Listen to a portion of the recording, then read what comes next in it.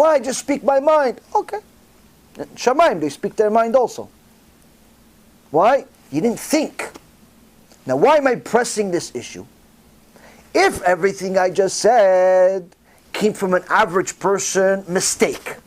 Chatanu avinu pashanu, I'm sorry, I'm never going to do it again. I'm always going to think before I ask. But what if a rabbi asked these questions? In fact, not if a rabbi asked these questions. What if a rabbi said much worse than this? Is that as excusable as an average person?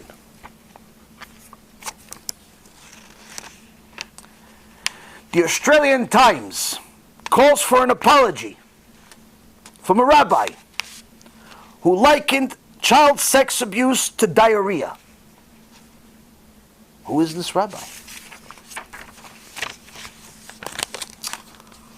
A leading rabbi compared child abuse to diarrhea, saying it's embarrassing, but it's nobody's business. Meaning that somebody that was molested, it's embarrassing that he was molested, but it's nobody's business. That's what a rabbi said. What kind of rabbi is this? Rabbi is supposed to learn Torah. Have you got Shemaim? Teach you got Shemaim. A rabbi is saying child sex abuse is not a big deal. This is inexcusable. What else did this rabbi say? In 2013, he says the following, and let me ask you a question. Do you sometimes forget to say Ala Mechiyah, which is the blessing after you eat? Because that's much, much worse than being molested. The fact that you forgot the blessing is worse than the fact that you got molested. Meaning you feel bad about being molested, you should feel worse about forgetting a blessing that the rabbi has decreed. Which is completely false, by the way. But he said this. Now, if a young girl or boy got molested, and he went to the rabbi for, please help me out, I'm traumatized. I'm traumatized. Somebody violated me, and there's no way to undo it. Instead of telling it, listen, I'm sorry it happened, this is horrible, what do you say? Why are you making a big deal out of it? Did you ever forget to make a blessing? That's much worse than you getting molested. How religious is that kid going to become now? Not so much. Let's see what else he said. Same rabbi. I don't know what the percentage is. I don't know if you've noticed, but there's hardly a kid who comes to a yeshiva program that hasn't been molested sexually. Meaning, he's telling somebody, is complaining to him, listen, Rabbi, I got molested. Horrible. Somebody violated me. What are you making a big deal out of it? Everybody that goes to yeshiva gets molested. There's hardly anybody that doesn't get molested. What a support system for the yeshiva world. Who is this rabbi? Who is this rabbi? How come we haven't mentioned his name yet? I'm cooking. If that wasn't enough, Rabotai Karim, he says the following. So I said this to the girl. He actually now himself is telling other people what he said to a girl that came to him after she was molested. Like, he's proud of what he says. And you can find all this online, by the way. It's not just your own tube. You'll find this online, but Hashem, you'll see it. And he says it's in a lecture to the public, teaching. So I said this to a girl. Her family comes from Russia. And I said, what do you think? You're the only one that was molested? You think that your mother and your grandmother back in Russia made it through their teenage years without being molested by a shiksa? By a shegitz, by a disgusting man? So what? A girl got molested. He says, well, you don't think your mother got molested, your grandmother got molested by some evil guy? So what? He got molested. So what? They got molested. They stopped their life. They wouldn't. They wouldn't get married. They wouldn't raise a family. What are you so fragile about? What happened to you? If I was the girl's father, I'd murder him on stage, live, like Pinchas. Him right next to the molester. Why? Because it's very possible he caused more damage than the molester. Now, after this came out, it was all over the news, and they wanted an apology from this rabbi. But years have passed, 7 years have passed since. Almost nobody in the world knows who this story is about. Sadly enough, it's not surprising who it is. Manis Friedman is the rabbi in all of these.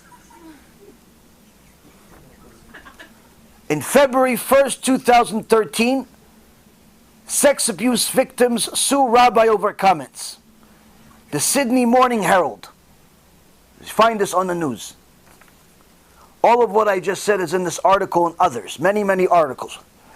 Any other rabbi that would have said such a thing would have been buried long ago and never been let to even have a YouTube channel. Now, am I mentioning it to bring shame to him? Partly, and I'll tell you why also. But I also tell you that there's another reason for it. You see, Rabotai, when you teach sheker, when you teach lies, there has to be a consequence. When you make fun of child molestation, when you make it as if it's not a big deal to molest children to the public, that means that you don't think it's a big deal, which means that your children will also think it's not a big deal. So is it any surprise that 4 years later we have the following headline in the newspaper in Pittsburgh? Day school teacher suspected of sexual abuse in Pittsburgh. Rabbi Nissan Friedman, 26 years old, and the son of an influential Minnesota-based rabbi, Manis Friedman, molested no less than 3 kids, caught on Shabbat while in the act. As the article writes, we're absolutely certain there's at least 3 cases or more. When you make fun of the Torah, you make fun of the law of homosexuality, where Kadosh Baruch Hu himself writes it's an abomination, and you say, it's not an abomination. That means you don't think it's an abomination. That means that you don't think that child molestation is an abomination either. Because that's what homosexuals do, by the way. If anybody hasn't noticed, homosexuals are many times the child molesters. Child molesters are always homosexual. So when somebody makes fun of it and says, it's not an abomination, and people think, why are you making such a big deal out of it? He meant something else, Rabbi. He meant something else. Yeah, he meant that's not a big deal. And his son got the teaching from him, and 26 years later, he was a teacher of a school and molested a few kids.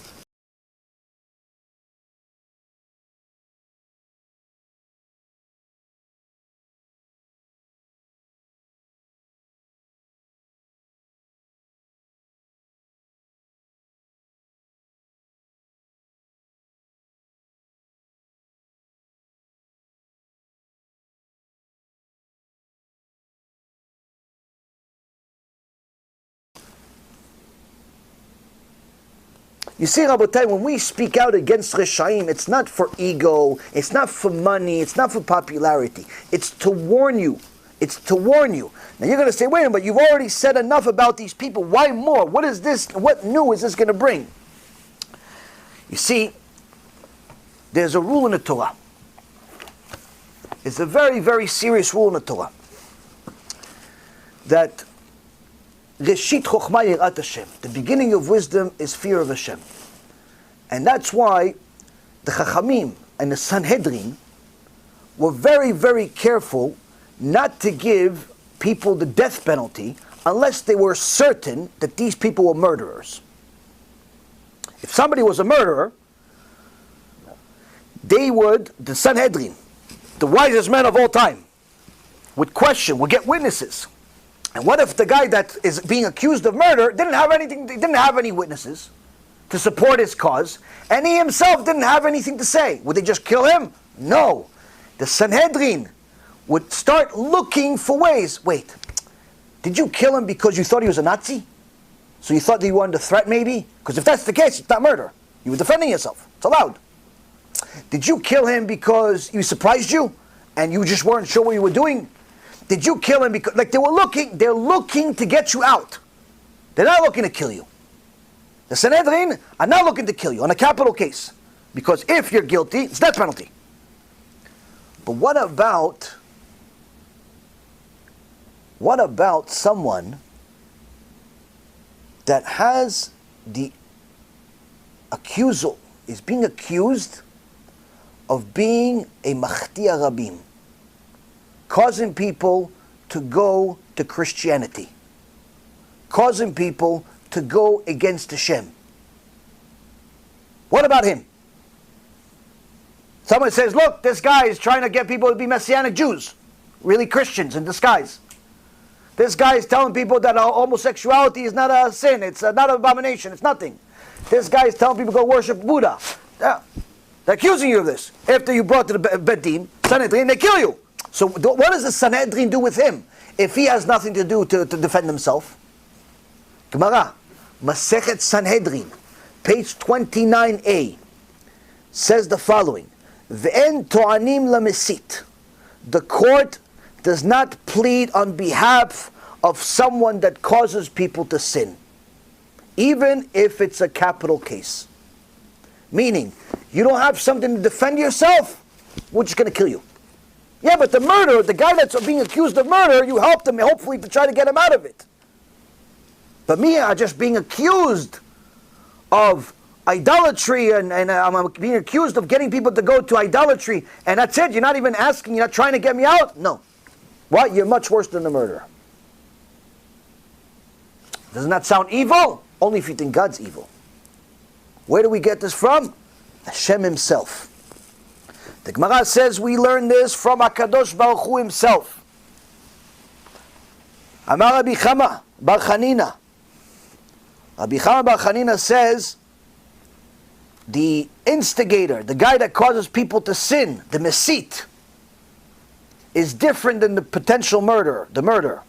Why? We learn this from the merciful one. We learn this from HaKadosh Baruch Hu himself, where he writes in the book of Deuteronomy, chapter 13, verse 9,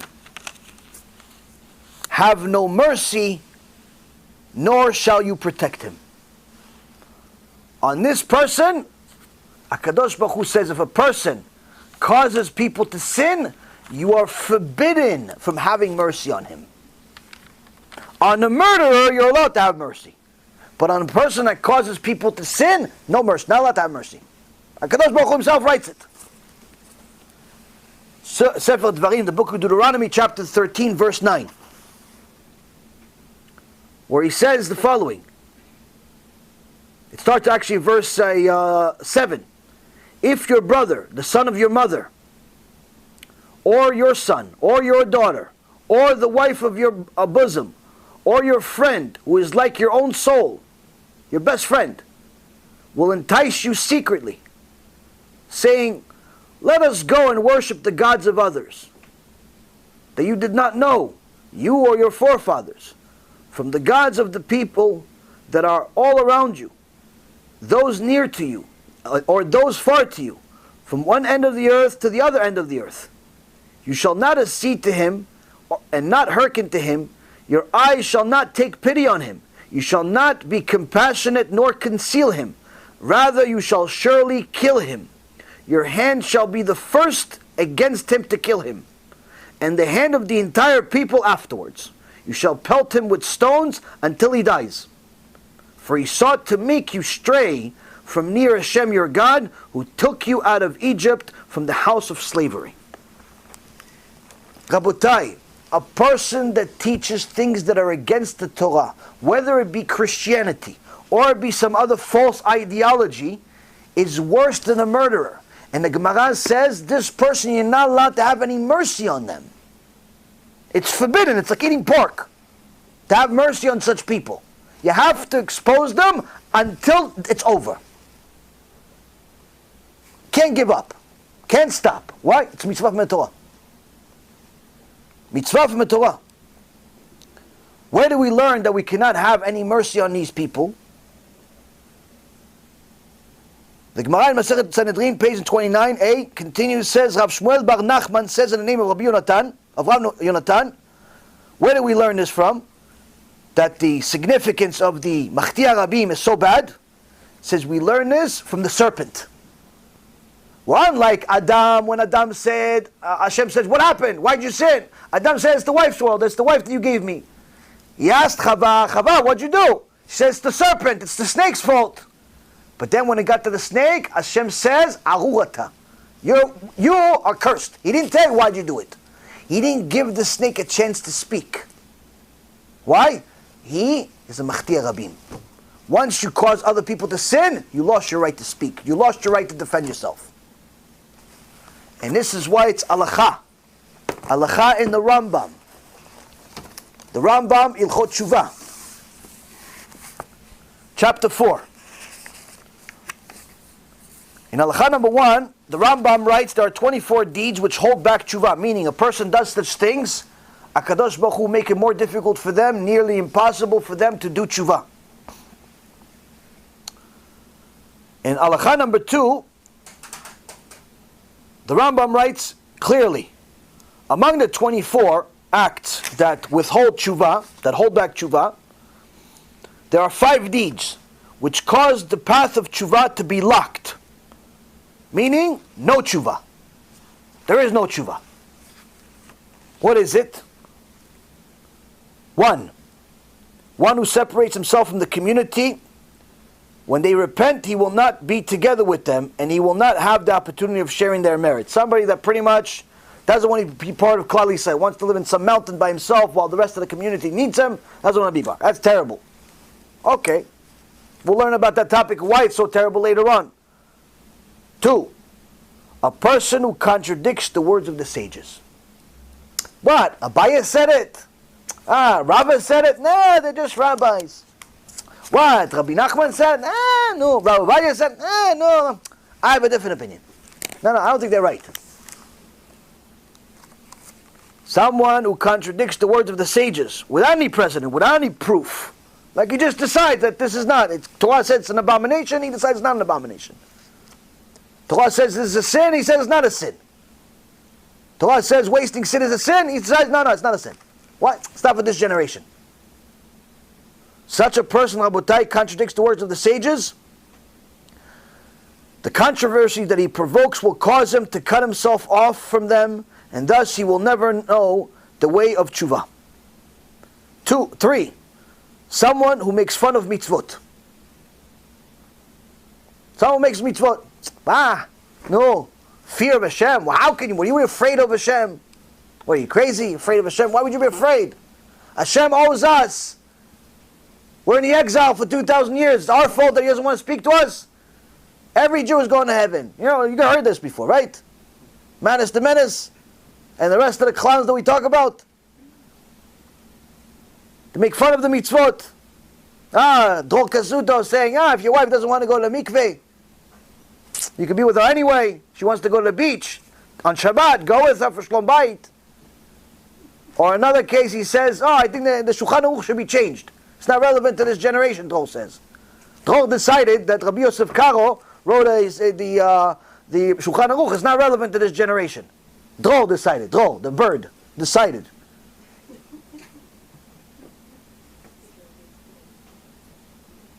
Scoffs at mitzvot. He considers them degrading. Modesty. Come on, what? He will not pursue them or fulfill them. He does not fulfill mitzvot. How can he merit to do tshuva?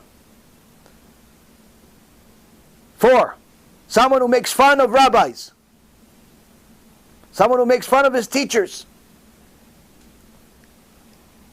Will cause them to reject and dismiss him, as Elisha Navi did to Gehazi.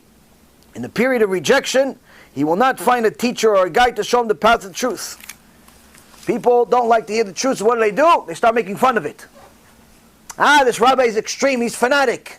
He says people that violate Shabbat are like idol worshippers. No, he didn't say it, he just repeated it. It says it in the Torah. A person that violates Shabbat is considered an idol worshipper. He just read what it says. You can read it yourself if you'd like. They like to make fun of rabbis. This rabbi always talks about wasting seed. You have a problem, rabbi? Is that because you're talking? You're telling us your real feelings?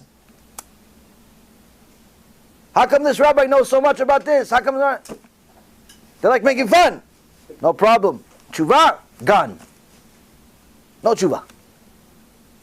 This, by the way, is the worst punishment in this world. Just so you know, not having the ability to do tshuva. 5. Worst yet. Soneh et hatochachot. She'arei lo eniach lo derech tshuva. Someone who hates rebuke, hates musar. Why? Why is someone that hates musar going to lose his way to do tshuva? How come this is so horrible? Because this will not leave him a path to do tshuva. The Rambam HaKadosh 900 years ago says, without rebuke, there is no tshuva. There is no tshuva. You cannot do tshuva without getting rebuked. Not possible. No, I want to do tshuva the happy way. Okay, Christianity. They make pretend. They make pretend like they did tshuva because they believe in yoke, why they murder people on a regular basis. Admonishment, the Rambam writes, leads to tshuva. Atochacha goremet la tshuva. When a person is informed about his sins and is shamed because of them, he will do tshuva. So now, who in this generation dares to say they are smarter than the Rambam? Who says, you want to do tshuva? You have to learn musar. You have to get rebuked. It's the only way. Who is brave enough to put their name next to the Rambam? Now you see, Rabotai, the Rambam was not the only one that taught this. You know who also taught this? Chabad.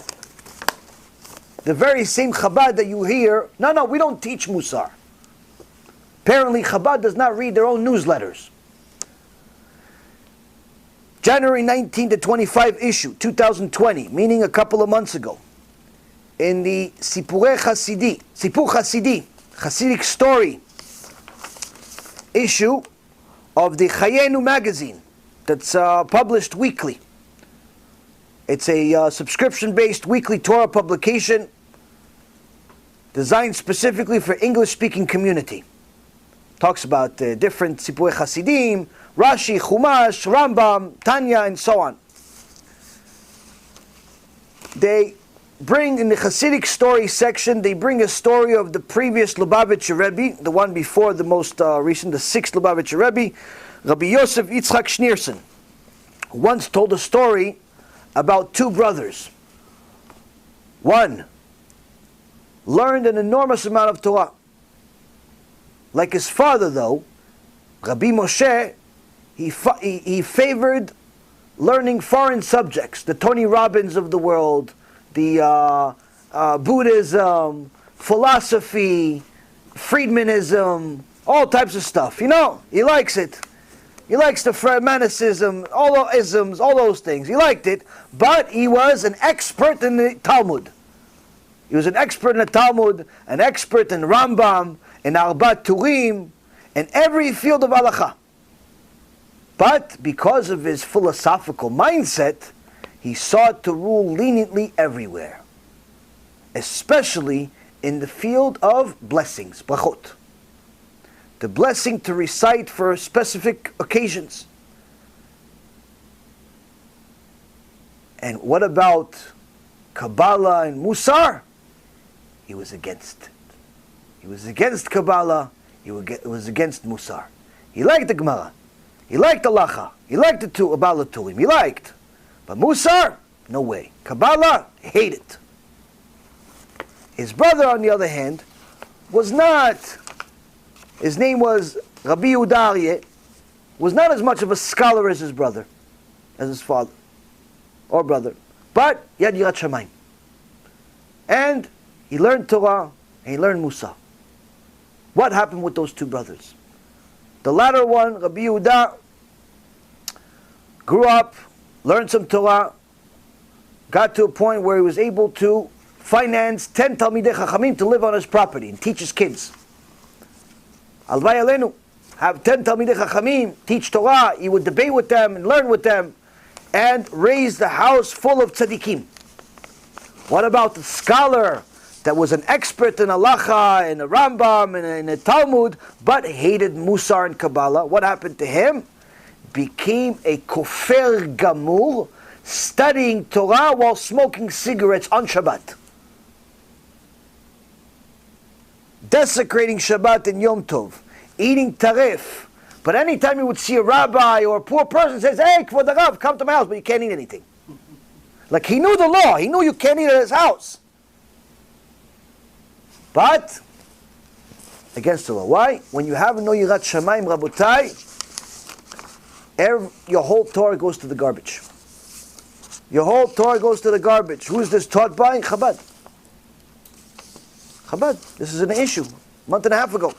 So the next time your local Chabad rabbi says, no, we don't teach musar, tell him, do you read the magazine, the Chabad magazine? The Rabbi says otherwise. Chassidut says otherwise. The Baal Tanya says otherwise. You know how many times the Baal Tanya mentions the word musar in his Tanya? You know how many times the Chabadniks were experts in musar? Why? Because what is musar? Musar is to do the best you possibly can to purify yourself as a human being. Your character traits. What's Chassidut? Even more than that. Even more than that. Which means that without Yirat Shamayim, Rabotai, what ends up happening is that a person starts speaking whatever's on their mind. Things like, God needs us, we don't need Him. Why? Because He created us, therefore He needs. Man is Friedman. We are familiar with God because God needs us more than we need Him. And that's why commandments, 10 commandments, that translation has ruined everything. As soon as you say God has commandments, He's no longer friendly. He's not the one who's needy. Now you got to watch your step because you violated a commandment. That's not Jewish thinking. Jewish thinking is, when God spoke to us at Mount Sinai, He wasn't telling us what we must do, He's telling us what He must have. The kind of world He needs and the kind of world He envisioned when He created it. So God revealed Himself. That's why it's called revelation at Mount Sinai. If we could get this into our thinking, into our educational system, we need God. If He created us, then who needs whom? How did we become the needy ones when He created us? So, well, don't we need to eat and sleep and drink? So, well, that's how He created us. Said such things on a regular basis. Gehenna? No. How can you burn a soul? What will you do with it? How can you burn a soul? Man is Friedman. Said such things. So what is it like to be in hell?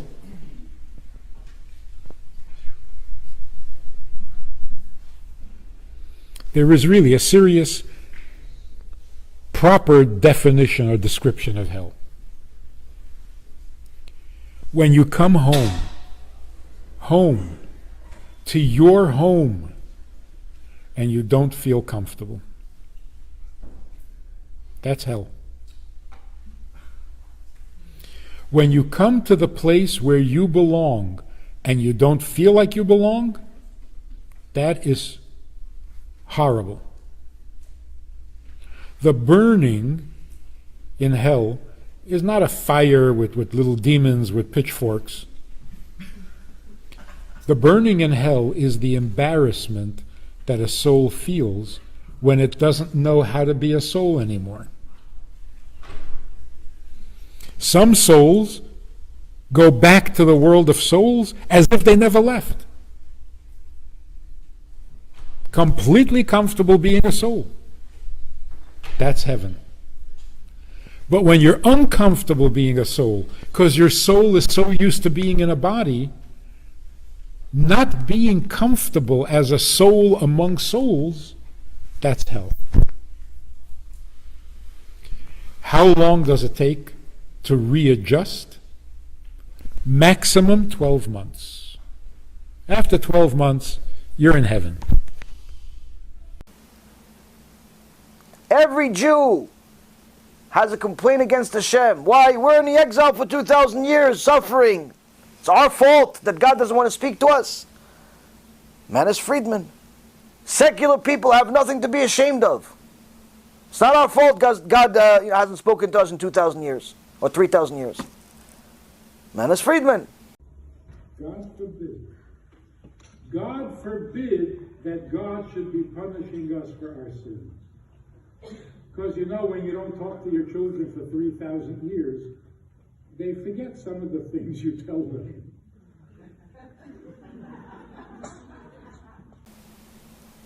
Making fun of a poor girl that got molested. Every yeshiva person gets molested. What's the big deal? What happened to you? Why are you so weak?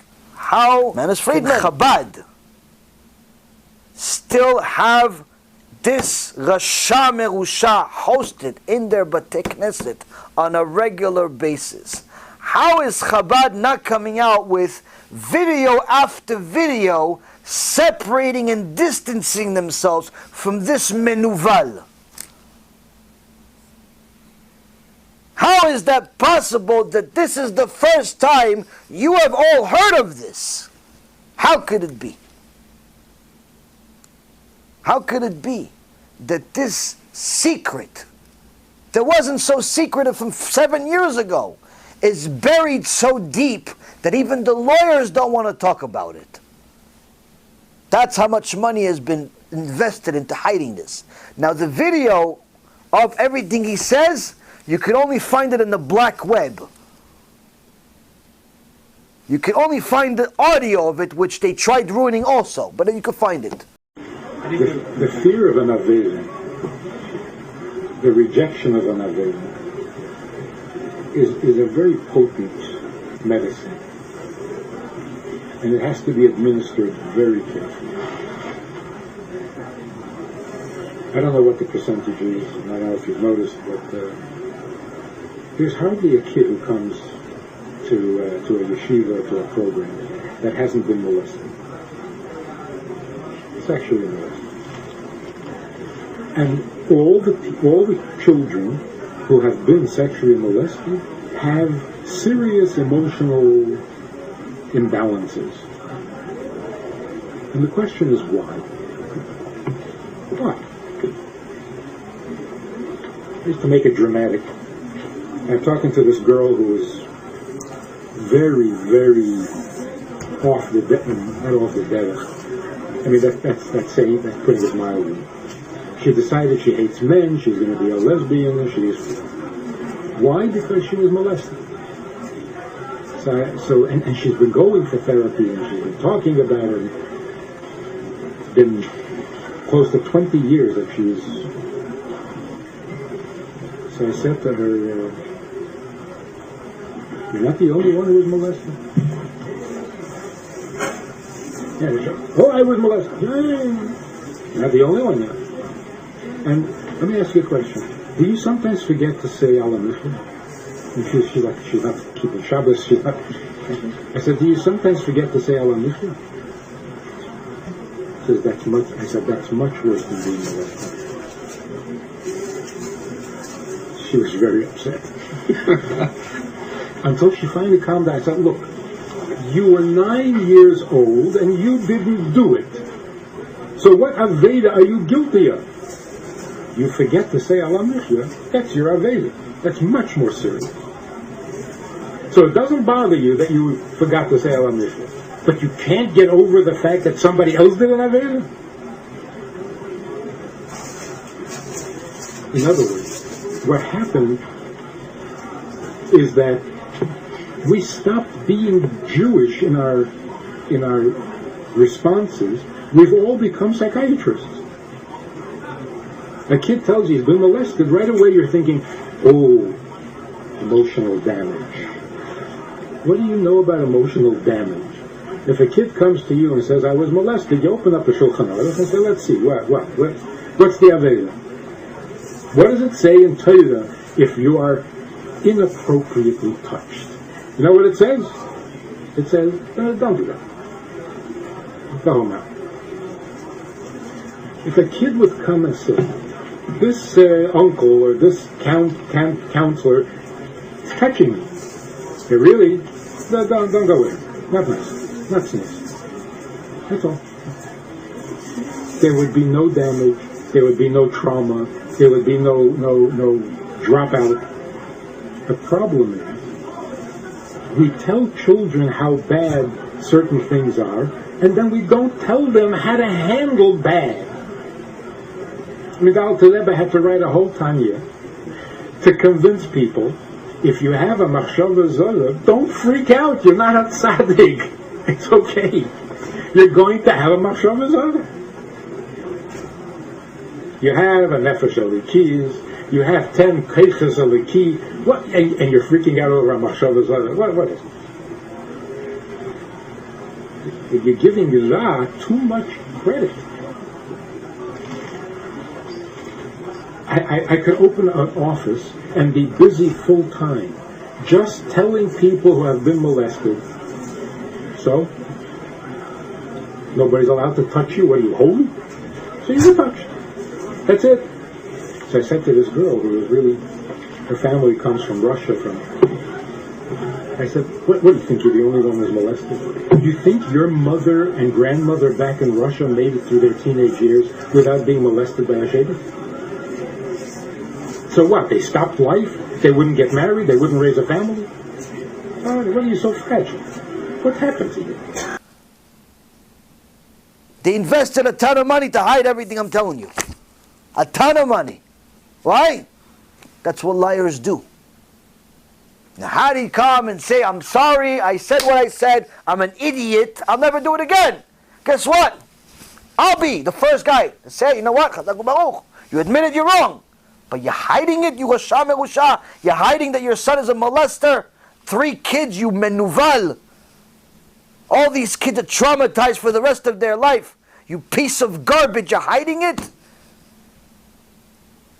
You should hide a poster on his face, molester. Why? Because those kids have that on their neshama for the rest of their life.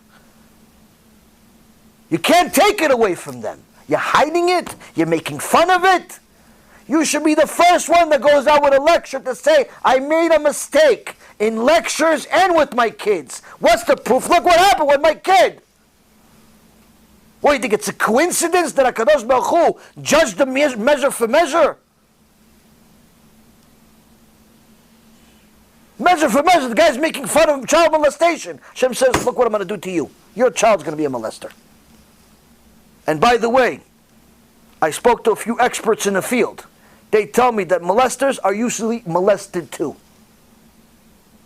Amevin yavin. The people that molest were molested also. Rabotai, it's time we speak up against the Reshaim. Why? That's why you have a mouth. That's why you have a mouth.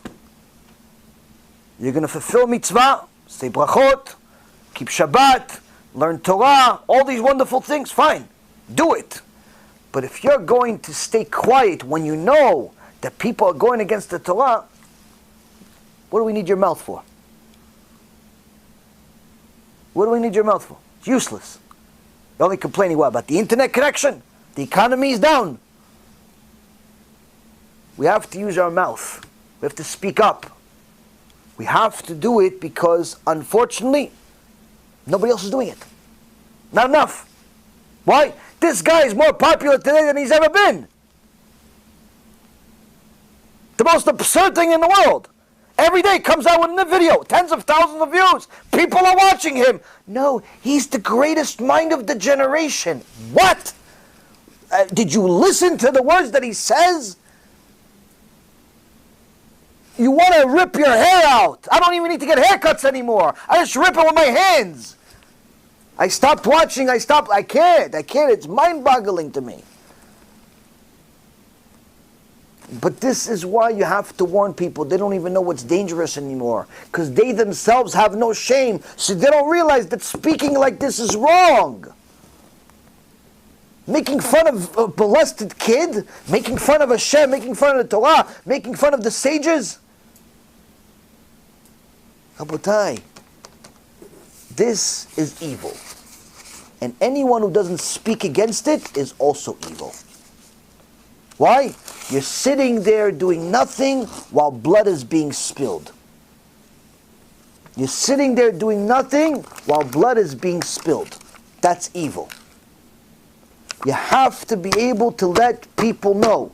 They tell you they listen to these Reshaim. Tell them, listen, I know you listen to them. Don't take this personally. It's not against you. I'm just warning you. Here's a few videos. Listen to them. Make your own decision. You don't have to go crazy, start cursing the guy out and having venom coming out of your mouth. Don't make sins. There's no permission to make sins over this. But you have to let people know, take this video, share it with people. Listen, you listen to this guy? I just want you to know, before you press play again on his next lecture, this is who he is. This is who he is. This is what he did. You want to continue listening? Bechavod, you made your choice. But don't ever say, when you go up to Shamayim, no one told you. When your whole mind is distorted and you're more like a Christian than you are a Jew, and you go up to the Bet Din of Shamayim and they give you a decree of 1,000,000 years in Gehenom, don't say, oh, I didn't know. Why? I told you. I told you. You're listening to the wrong teachers. You're listening to the wrong people. Why? It's not a coincidence that a person that makes fun of God also makes fun of people that are victims. It's not a coincidence. If you make fun of God, of course you're going to make fun of people. And this cannot be a small mistake. Why? Number one, rabbis are not allowed to make such mistakes. This is basic humanity. 101. Human. Just being a human. Needless to say, a rabbi. 2, you wouldn't go out and embellish it and talk about it to other people too. It means he was proud of it. As Rabbeinu Yonah says, a person is who he praises. Lefi ma'alalo. Ish lefi ma'alalo. A person is what he praises. You praise such behavior, that's because that's what you are. You don't think that molestation is a big deal? It's very likely you're a child molester. Why? Because a normal person hears child molestation, shrinks like a little ball of fear. Disgusted, reviled. Ugh! Do you ever see a little pure, beautiful kid? How could somebody hurt such a little, beautiful, pure kid? I don't even care if he's Jewish or not. Just a little kid, what did he do to anybody? You're going to touch this kid, and then on top of it, after this kid gets touched, you're making fun of him? If that's not evil, Rabotai, what is? How could this stay buried? How could it stay buried? How? You have a mouth. You have to use it. That's the reality. And that's what the Chazon Ish says. There's a time and a place to use your mouth. Time to make mitzvot. Sometimes the mitzvah is a bracha. Sometimes the mitzvah is a rebuke. Sometimes the mitzvah is to stay quiet. Sometimes the mitzvah is to speak out. You have to know how to use your mouth effectively. Or else it simply becomes turning your number one tool into useless, into a weapon, into something that's just not good. Because you'll be judged for it, of not using it the right way. If you're only saying Lashon Hara with your mouth, that's not going to help you in life. Not in this life or the next one. If you're only complaining about your neighbor, but not against the Reshaim, it's not going to help you in life. It's very critical that people understand every single person needs to warn anybody that they know that listens to these Reshaim that we mentioned, because it's not about who these people are and they have more views or less views and what they have. It has nothing to do with that. It's the damage that they're causing. Someone that's a machtia rabim, that causes the public to sin, as the Rambam writes, he is a person that Hashem closes the doors of tshuva. You can't fix stuff like that. Why? You cause people to leave Hashem. You cause people to think that there's no need to do mitzvot because there's no Gehenna. So why should I do it? You cause people, you can't fix that. And because of that, the Gemara in Masechet Sanhedrin says, we judge him harshly. We judge him harshly. No kaf zchut. No kaf zchut, no second chances, nothing. A person like that, they don't have anything to defend themselves. You have to go against them, no mercy. And I'm telling you, on the way here, I had a yetzara. This afternoon, I had a yetzara saying, come on, I'm going to bring this garbage up. You really think I want to talk about this filth? And then I realized, that mercy is yetzara. That mercy is yetzara. Why? Keep it buried. Keep it buried. Millions of people still don't know. Keep it buried. Can't keep it buried anymore. Mercy can sometimes be a bad thing. We learn that from Shaul HaMelech. Shaul was merciful on Amalek. Shmuel HaNavi says, you made a sin against Hashem. You weren't allowed to be merciful against Amalek. A person that makes fun of the Torah is Amalek. Being merciful on him is a mistake, is a sin. No, you don't understand. I understand. I read it. I have eyes. I have ears. Baruch Hashem, I have a brain. That's what he said. That's what he did. That's what his son did. HaKadosh Baruch Hu manages the world precisely. Rabotai, as much as I hate teaching about this stuff, it is a part of the Torah, and we need to learn it.